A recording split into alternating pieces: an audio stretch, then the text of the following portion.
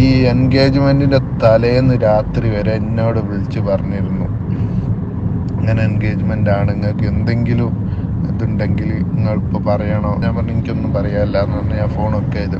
2-3 ദിവസമായി തന്നെ ജാസ്മിൻ്റെ മുഖംമൂടി വലിച്ചു കീറുന്ന സംഭവങ്ങളാണ് സോഷ്യൽ മീഡിയയിൽ തന്നെ അരങ്ങേറുന്നത്.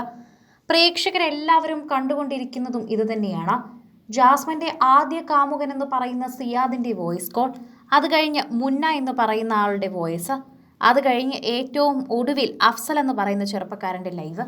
ഇങ്ങനെ പല നാടകീയ സംഭവങ്ങളുമാണ് കഴിഞ്ഞ ദിവസം ജാസ്മിന്റെ പേരിൽ തന്നെ അരങ്ങേറിക്കൊണ്ടിരിക്കുന്നത്. ഇപ്പോൾ ജാസ്മിന്റെ തനി സ്വഭാവം പുറത്തെടുത്തിരിക്കുകയാണ് ജാസ്മിനോടൊപ്പം ഏറെ നാളായി റിലേഷനിലുണ്ടായിരുന്ന മുന്ന എന്ന് പറയുന്ന വ്യക്തി. അതുകൊണ്ട് തന്നെ മുന്ന പറയുന്ന കാര്യങ്ങൾ വെച്ച് നോക്കുമ്പോൾ ജാസ്മിൻ ശരിക്കും ചതിക്കുകയായിരുന്നു എന്ന് മനസ്സിലാകുന്നു. അഫ്സലുമായി പ്രണയത്തിലായി എന്ന് പറയുന്ന അതേ മാസം തന്നെയായിരുന്നു മുന്നയുമായി ഇവർ പിരിഞ്ഞത്.